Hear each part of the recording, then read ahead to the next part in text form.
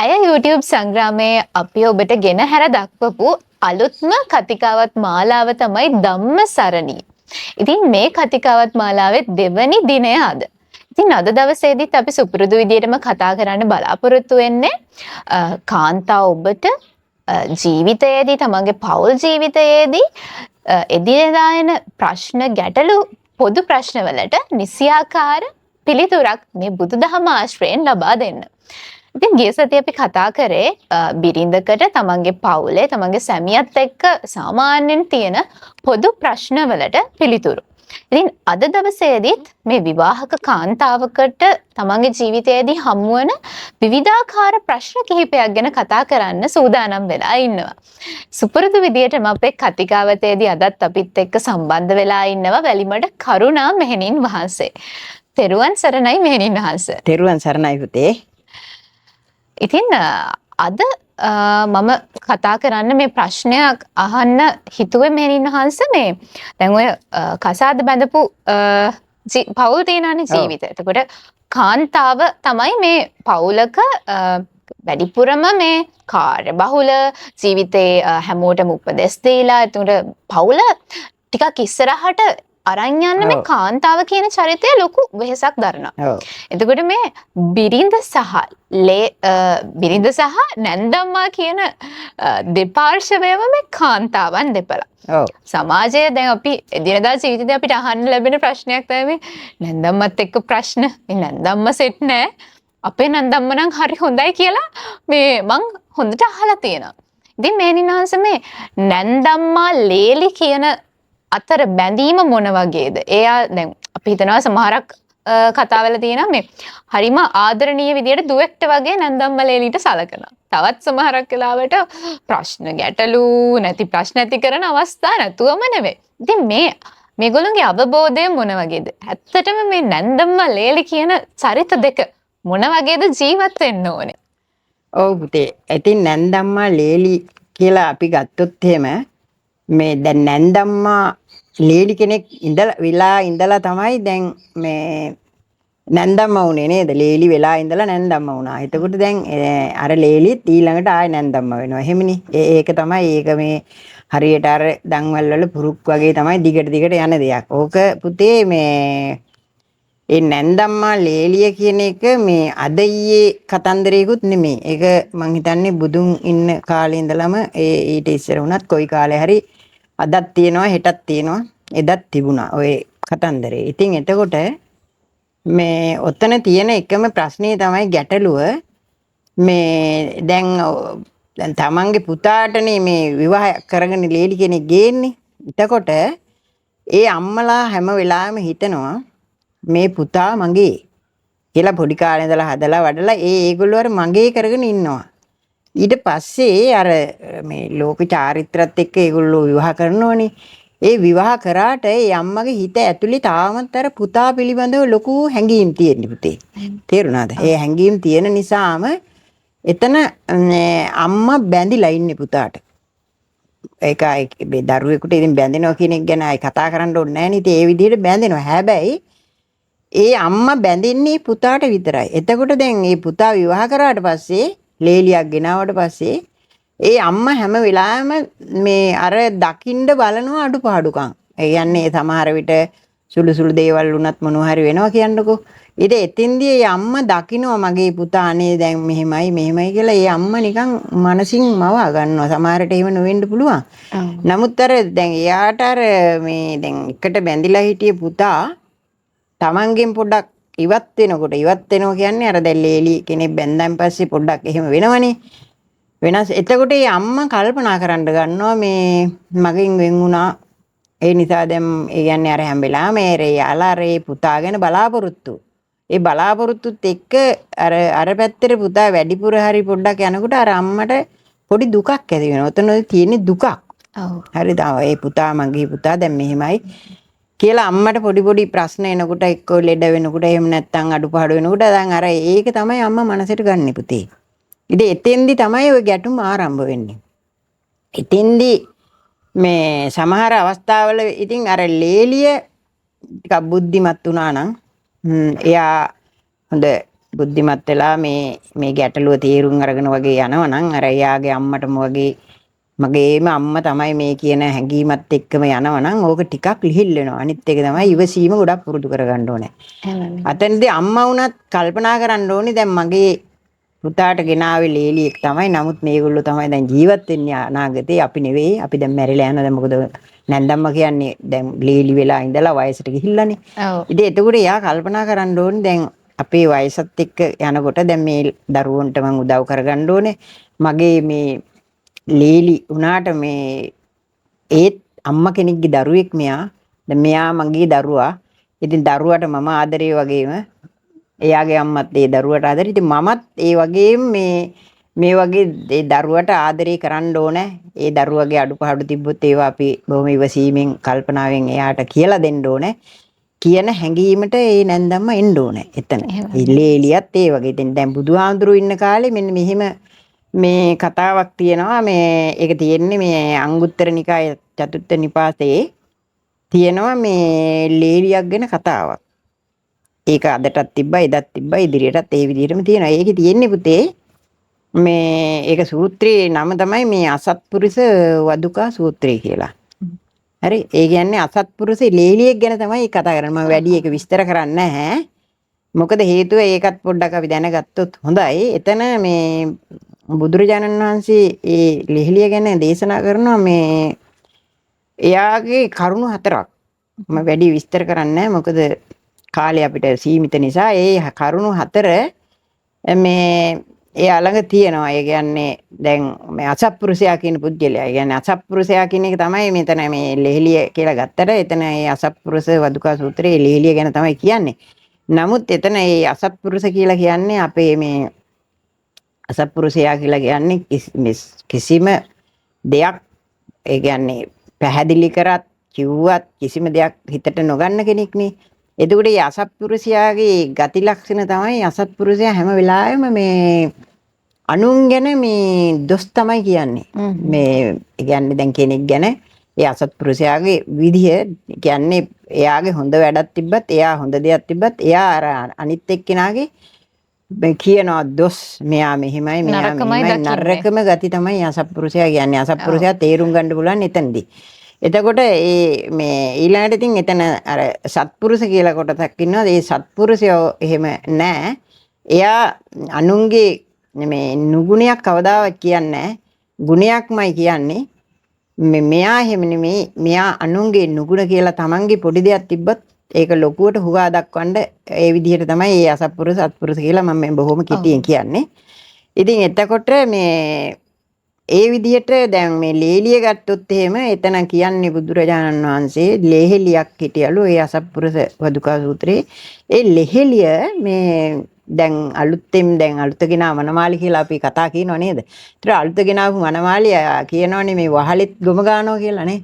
ඒතර එහෙම කතාවක් තියෙනවා. ඔව් පැරණි කතාවක් තියෙනවා. එතකොට මේ ගොම ගන්නවා කියන්නේ ඒ තරම් එයා මේ ලැදි වෙලා මේ යාගේ ඔක්කොම හොඳ ගති පෙන්නලා එහෙම ඉන්නවා කාලයක් එහෙම යනකොට මේ එයා දැන් ආව ගමන් මේ හැම එක්කෙනාටම හරි කීකරුයි. බොහොම ඒ වගේ අද ඇත්තටම දකින්න ලැබෙන ඔය හරි කීකරුයි. ඉතින් කියන ඕන දෙයක් අහනවා. ඔය මේ ගෙදරවල වැඩ කරන පුද්ගලයෝ පවා මොන හරි කිව්වොත් ඒකට කේන්ති ගන්න ඒකත් කරනවා එහෙම. ඉතින් කාලයත් එක්ක මෙයා යද්දී මෙයා කියනවා මේ ඒ අයටත් උගන්වනවා මම තමයි දන්නේ. ඕගොල්ලෝ මොනවද දන්නේ කියලා ඒ විදිහට අන්තිමට කියනවා ඒ ගෙදරින් ඒගොල්ලෝ එළවනවලු. ඒ සූත්‍රයේ එහෙම දේශනාවක් තියෙනවා. ඒක බොහොම කෙටි දේශනාවක්. මේ අද කාලේ ප්‍රශ්නයක් නෙමෙයි. ඒ කියන්නේ බුදුන්ගේ ඉන්න කාලේ ඉඳලා ඔය තිබුණා. ඉතින් ඕකට ඉතින් මේ නැන්දම්ම ඒලි ගැටුම. ඉතින් ඒ නැන්දම්ම ඒලි ගැටුමත් එක්ක ඔන්න ඔය විදිහට තමයි වෙන්නේ පුතේ. එතකොට අපි කියන්න තියෙන්නේ අර අන්‍යෝන්‍ය වශයෙන් ඒගොල්ලෝ අර මම මුලින් කියපු විදිහට ඒ අය තේරුම් ගන්න ඕනේ. තේරුම් අරගෙන අපි හැම වෙලාවෙම මේ කියන්නේ එතන මෛත්‍රී සහගත සිතුවිලි ඇති කරගන්න ඕනේ. මොකද නැන්දම්ම කියන්නේ වයසයි. ඒතර එයා හිතන්න ඕනේ දැන් මම තව පොඩි කාලෙකින් ඇත්තටම මැරෙනවා. දැන් ඒ පොඩි කාලෙකින් එයා මැරෙනවද ආරයා මැරෙනවද කියලා අපිට ඇත්තටම කියන්න බෑ. නමුත් මෙතන කාල පරාසයත් එක්ක කාලය ගිහිල්ලා එයාගේ මරණයටපත් වෙනවනේ. එතන කාලයත් එක්ක. ඉතින් එතකොට එතන එයාට ඒකත් කාලේ ගිහින් තියෙන්නේ දැන්. එතකොට එයා හිතන්න ඕනේ දැන් මම ඇත්තරම අසනීප වුණොත් අසරණ වෙනවා. ඉතින් එතෙන්දී වුණත් මේ ඉන්න අය තමයි මට බලන්නේ. එහෙම අපි දැන් මේ සාමාන්‍ය සමාජ විදිහට එහෙම හිතන්න ඕනේ. එතකොට එතනදී අර ඒ ගැටුම් එනේව ගොඩක් අඩු වෙනවා. ඒ කියන්නේ අර මේ කියන්නේ වයසට යනකොට ඒ අයගේ වයස් මට්ටමත් එක්ක නොයෙක් දේවල් වලට බැඳීම් එහෙම ඇති වෙනවනේ. ඉතින් එතකොට ඒගොල්ලෝ ඒ බැඳීමත් එක්ක ඒ ආසාවත් එක්ක ඒගොල්ලොන්ගේ අර හිතවල ඇති වෙන ද්වේෂ සාගත හැඟීම්. එතෙන්දී අර සමහර වෙලාවට අර නැන්දම්මා කියන චරිතය මේ නොවිඳපු සැප අර යේලි විඳිනවා සමහර විට පුතාගේ. එතකොට එතෙන්දිනුත් එයාට පොඩි මේ අමනාපකමක් ඊර්ෂ්‍යා සහගත හැඟීමක් එනවා ඒ මිනිසුන්ගේ විදියයි තියෙන්නේ. ඒක අර ඇත්තටම බුදුදහමත් එක්ක ගලපගෙන ගියොත් ඒ මේ නැන්දම්මා ඇත්තටම මේ දැන් මගේ මරණය වුණත් ඇත්තටම කොයි වෙලේ සිද්ධ වෙයිද මම දැන් මේ පින් අතේ වැඩට තමයි මේ ඒගොල්ලෝගේ වැඩ කටයුතු ඒගොල්ලොන්ට කරගන්න මම උදව් කරනවා කියන ඒ පවිත්‍ර හැඟීමකින් ඒගොල්ලෝ ඒ නැන්දම්මා හිටියොත් අර යේලි වුණත් මං හිතනවා ලෙහෙලිය වුණත් එහෙම මේ වෙන එකක් නැහැ. එතෙන්දී එයා දැන් ලෙහෙලියක් කිව්වම දැන් කාලේ ඉතින් මේ හොඳට උගත් අයනේ ඉතර වගේ නෙවෙයිනේ. ඒකට ඒගොල්ලොන්ට යම් දෙයක් කිව්වොත් එහෙම මේ සත්පුරුෂ ගති ඇති කරගෙන එයා ඒ විදිහට ජීවත් වෙයි කියලා තමයි මේ මට කියන්න තියෙන්නේ. ඔව් ඒ කියන්නේ අර ඔවුන් අතර හොඳ අන්‍යෝන්‍ය සම්බන්ධතාවයක් තියලා තේරුම් ගැනීමක් එක්ක තමයි මේ ජීවිත ගමන අපි ඉස්සරහට අරන් යන්න ඕනේ. ඔව්. ඉතින් එතකොට මේ මගේ ඊළඟ ප්‍රශ්නය වෙන්නේ මෙහෙන්න හංස දැන් අම්මා කෙනෙක්ට දරුවෙක් කියන්නේ මැනිකක්. ඉතින් අද ලෝකයේ අම්මාවරු දසදහස් ගාණක් ඉන්න. කියන්නේ තමන්ගේ දරුවගේ වටිනාකම දන්න අම්මලා ඉන්නවා. තවත් සමහර අම්මලා ඉන්නවා තමන්ගේ දරුවව මගතොටේ දාලා යනවා, පාරවල් වල දාලා යනවා, ඝාතනය කරනවා. ඉතින් මෙහෙම අම්මලා ගොඩක් ඉන්න සමාජයක තවත් අම්මා කෙනෙක් ඉන්නවා දරුවෙක්ව වදන්න තමන්ට නොහැකි වෙච්ච. ඒ කියන්නේ අම්මෙක් කියලා කියන සංස්කෘතියට අනුව අම්මා කෙනෙක් වෙන්න බැරි කාන්තාවක් මේ සමාජයේ ඉන්න පුළුවන්. ඉතින් ඇයට සමාජයෙන් ගැරහුම්, චෝදනා, අවලාද මේ සෑම දෙයක්ම ලැබෙනවා. එතකොට සැමියාගේ එක යම් යම් හිතමනාපකම්, වචන හුවමාරු ඇති වෙන අවස්ථා නැතුවම නෙමෙයි. ඉතින් මෙවැනි කාන්තාවකට ඒ කියන්නේ අය සෑහෙනම මේ ප්‍රශ්නෙන් පීඩාවට පත් වෙලා ඉන්නේ. එතකොට අම්මා කෙනෙක් වෙන්න දරුවෙක් වදන්නම ඕනේද මෙහෙණින් වහන්සේ? මේ ඔව් ඒ ප්‍රශ්නෙට පුතේ මෙහෙමයි. අපිට දැන් ඒකට අපිට පිළිතුරක් ගන්න පුළුවන්. ඇත්තරම මේ කාන්තාවක් විවාහ වෙන්නේ ඇත්තරම මේ දරුවෙක් බලාපොරොත්තු වෙන. එතෙන්දී ඒ කාන්තාවට ඒ දරුවෙක් ප්‍රසූත කරන්න බැරි වුණොත් ඒ කාන්තාවත් මානසිකව වැටෙනවා. ඒ වගේම එයාට ඒ පවුල් වලින් සහ ඒ අවට ඒ දන්න හැම කෙනෙක්ගෙම මහා අපලාද වෙනවා. ඉතින් එතකොට ඒ සමහරට ඒ දරුවෙක් නැති නිසාම එයාගේ ඒ විවාහය වුණත් දෙදරලා යන්න පුළුවන්. හැබැයි පුතේ එකක් තියෙනවා මේ කාන්තාවකට නැත්නම් ඇත්තටම ඒ දරුවෙක් ප්‍රසූත කරාම අම්මා කියන තියෙනවනේ.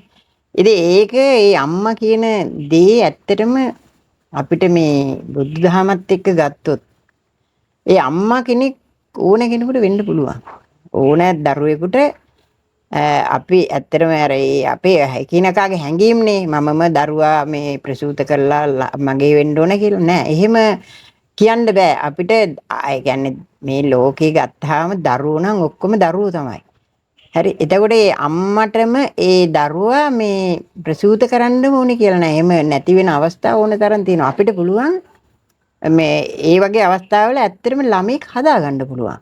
නැත්තම් දැන් නවීන ක්‍රම තියෙනවා. ඒ වගේ ළමයි හදන්නත් පුළුවන් උත්සාහයෙන්. එතකොට පුතේ අතන අර ළමෙක් අපි හදාගත්තොත් ඒක අර අපේ හිත තමයි හැමදේටම මූලික වෙන්නේ මෙතන. එතකොට අර ඒ ළමයා හදාගත්තා කියන දේ මේ හදිසියෙවත් දැනගත්තොත් විතරයි ඕක කාටවත් ප්‍රශ්නයක් වෙන්නේ. දැන් අපි මෙහෙම හිතමුකෝ හොස්පිටල් එකේ දැන් ළමයා ප්‍රසූත කරන්න ගිහින් ළමයි දෙන්න මාරුණා කියන්නකෝ. ඒකට ඉතින් තමන්ගේ ළමයා නෙවෙයිනේ අර හදන්නේ. එහෙම අනන්ත අප්‍රමාණ දේවල් වෙනවා පුතේ. එතකොට ඇත්තටම මේ කාන්තාවකට මේ අම්මා කෙනෙක් වෙන්න තමන්ට පුළුවන්. කරුණාව, මෛත්‍රිය පෙරදරි කරගෙන මේ තමන්ගේ ළමයා හා සමානව ඉතින් ඕක බොඩි සිතුවිල්ලන්නේ මොකද මේ ලෝකේ ජීවත් වෙන අපි හැම වෙලාවෙම ඇත්තට කොයි වෙලේ මරණයටපත් වෙනවද කියලා අපි දන්නේ නැහැ. ඉතින් මේවා ඔක්කොම මේ භෞතික ප්‍රශ්නනේ. ඉතින් එතකොට ඒවට අපිට පුළුවන් අර විදිහේ විසඳුම් ගන්න අපිට ඕනෑ මේ ළමයෙකුට ඇත්තටම අම්මා කෙනෙක් වෙන්න පුළුවන්. ඉතින් ඒ කියන්නේ අපේ මව් ගුණය මව් සෙනෙහස කාන්තාවක්නේ. ඒ කාන්තාවට ඒව පුළුවන්. ඉතින් තමන්ගේ විදිහට ඕනතරම් මේ ලෝකේ ගත්තාම මේ ළමයි හදාගෙන ඒ තමන්ගේම විදිහට සලකගෙන ජීවත් වෙලා මැරිලා යනවා. ඉතින් ඕක මේ තමන්ම ළමෙක් එහෙම ගත්තා. එහෙම නැත්නම් කාගේවත් ළමෙක් හදාගත්තා කියලා ඒකේ මේ මම නම් හිතන්නේ මගේ අදහස තමයි එහෙම ගැටලුවක් වෙන්නේ නැහැ පුතේ. ඒක කිසිම ප්‍රශ්නයක් නැහැ. ඒක තමන්ගේ අර කරුණාව මෛත්‍රිය පෙරදරි කරගෙන ඒ කියන්නේ අපිට ළමයි හිටියත් අපි පිට ළමයිටත් අම්මා වගේ වුණා වෙනවනේ එහෙම වෙන්නනේ කියලා තියෙන්නේ. ඉතින් ඒක නිසා එතන පුතේ ඒකේ මේ එහෙම ඒගොල්ලෝ ගැටලු ඇති කරගන්න ඕනේ නැහැ. ඒවට ක්‍රම තියෙනවා. එහෙම දුක් වෙන්න ඕනේ නැහැ. ඊළඟ පියවරට යන්න පුළුවන් ඒගොල්ලොන්ට. එහෙම මෙහෙණින් හල්ස. දරුවෝ ගැන කතා කරද්දි දැන් අම්මෙකුට දරුවෝ දෙතුන් දෙනෙක් ඉන්න පුළුවන්. එක්කෝ එක දරුවෙක් ඉන්න පුළුවන්. ඉතින් මේ ඉන්න දරුවෝ සමහරක් දරුවෝ හරිම කීකරුයි නිහතමානී. ඒ වගේම තවත් සමහර දරුවෝ ඉන්නවා හරීම අකීකරු ඒ වගේම වැරදි ආශ්‍රයයට පෙළඹිලා තමන්ගේ ජීවිතය විනාශ කරගත්තු දරුවන් ඉන්නවා. ඉතින් මෙහෙම දරුවෙක් ඉන්න අම්මා කෙනෙකුට ඒ කියන්නේ ඇය ජීවිතේම කලකිරීමකට පත් වෙලා ඉන්නේ මගේ පුතා මගේ දුව මේ වගේ දරුවෙක් ඇයි මට හම්බුනේ මගේ පෙර කර්මයක් මම මේ ගෙවනවද ඒ වගේ අමුතු සිතුවිලි එක්ක මේ අම්මා තමන්ගේ ජීවිතේ හැමදාම දුකින් පසුතැවීමකින් කලකිරීමකින් ගත කරනවා. ඉතින් මේ වගේ අම්මා කෙනෙකුට මෙහෙණින් වහන්සේට දෙන්න පුළුවන් හොඳම උපදෙස මොකක්ද? ඔව් ඒ කියන්නේ දැන් මෙහෙමයි දැන් අම්මා කෙනෙක් කියලා කියන්නේ ඇත්තටම මේ මහ විශාල විදිහට දරුවන්ට බැඳෙනවනේ. අම්මා තාත්තා දෙන්නම එහෙම තමයි. දැන් මෙතන අපි අම්මා කෙනෙක් ගැන ගමුකෝ. එතකොට මේ අම්මා මේ බැඳීමත් එක්ක තමයි මේ ජීවිතේ ওই විදිහට මේ ගත කරන්නේ. මේ බැඳීම නිසා තමයි යාට දුක ඇති වෙන්නේ. ඒ යාට තියෙන අසීමිත බැඳීම. ඉතින් එතකොට හැම වෙලාවෙම අපි චෝදනා කරනවා මේ දරුවන්ට මේ චෝදනා කරනවා මොකද්ද? උඹ නිසා තමයි මං දුක් විඳින්නේ කියලා. එතකොට ඒ උඹ නිසා නෙමෙයි යාට ඒ තියෙන බැඳීම නිසා. ඒ ළමයාට තියෙන බැඳීම නිසා තමයි අපි ඒ දුක් විඳින්නේ. නැතුව ඒ හේතුවක් උඩ නෙමෙයි.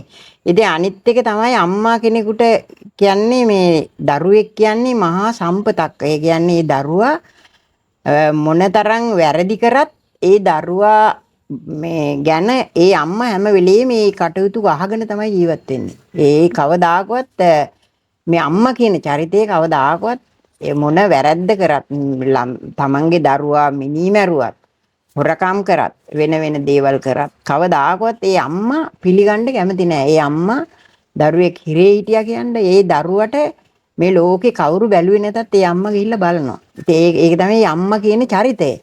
ඉතින් අම්මා කියන චරිතය හැම වෙලාවෙම ඒ දුක කියන එක හරියට දරා ගන්නවා. නමුත් එයාගේ අර ඒ දරුවන් කෙරෙහි තියෙන ඒ අර අධික බැඳීමත් එක්ක එයා දුක් විඳිනවා.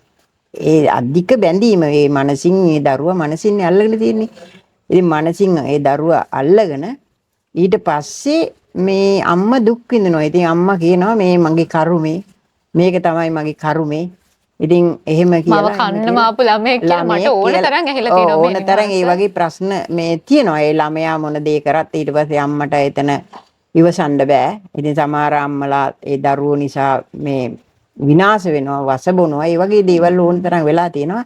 ඉතින් අපිට තියෙන්නේ දරුවගේ ඒ දේවල් ඉතින් අපි අර ඒ දරුවා ඒ වගේ වෙන්න ඉතින් අර එතන මේ සමාජයේ ආශ්‍රය යන්නේ ඒවත් එක්ක තමයි ගොඩක් ඒගොල්ලෝ කියන්නේ අර හැම වෙලාවෙම මේ කියන්නේ අර අපිට අර ජාතක කතාවකුත් තියෙනවනේ මේ අර ගිරව් දෙන්නේ ඔය කතාව නේද? එක ගිරවෙක් වැටිච්ච තැන සහ අනිත් ගිරව වැටිච්ච තැන මේ දෙක ගත්තාම එතකොට ඒ ආශ්‍රයත් එක්කත් ඒ විදිහ වෙනවා. ඉතින් ඒක නිසා අපිට තියෙන්නේ ඒ ළමයින්ට මූලික වශයෙන්ම පුංචි කාලේ ඉඳලම අම්මා කියන චරිතේ ළමයා ළඟම ඉඳලා ඒ ළමයාට ඇත්තටම අපි යාළුවෙක් වගේ ජීවත් වෙන්න ඕනේ. ඒ ළමයාත් එක්ක යාළුවෙක් වගේ. ඒ කියන්නේ ඒ ළමයා දඩබ්බර වෙන්නේ ගොඩක් දුරට ඒ අම්මා කියන චරිතය ටිකක් ඉවත් වුණොත් ඒ තනි කරා වගේ වුණොත් පුංචි කාලේ ටිකක් එක විදිහක් වෙනවා. නමුත් අර එහෙම වෙච්ච අයගේ එහෙම ඒ කියන්නේ පුජ්‍යලියෝනේ දැන් ඒ සමහරට එහෙම වුණොත්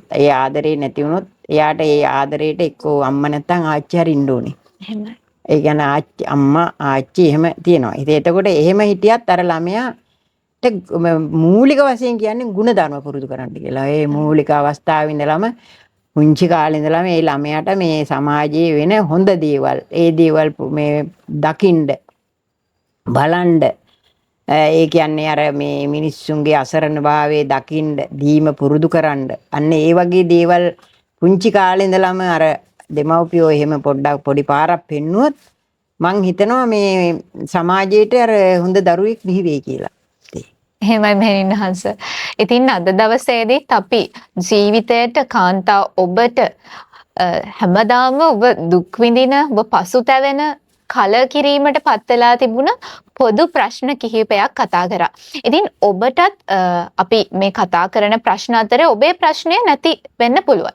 ඉතින් ඔබට මේ වගේ ගැටලුවක් තියෙනවා නම් ඔබට පුළුවන් අපේ මේ වීඩියෝ එකකදී ඔබට කමෙන්ට් එකක් දාන්න පුළුවන් මේ වගේ ගැටලුවක් තියෙනවා කියලා. ඉතින් අපිට ඊළඟ සතියේදී ඔබේ ප්‍රශ්නයට පිළිතුරක් මේ වැඩසටහන හරහා අරගෙන එන්න අවස්ථාව තියෙනවා. ඉතින් බොහොමත්ම ස්තුතියි මෙහෙණින් වහන්සේට. ඒ වගේම බොහොමත්ම පිං කියලා කියනවා.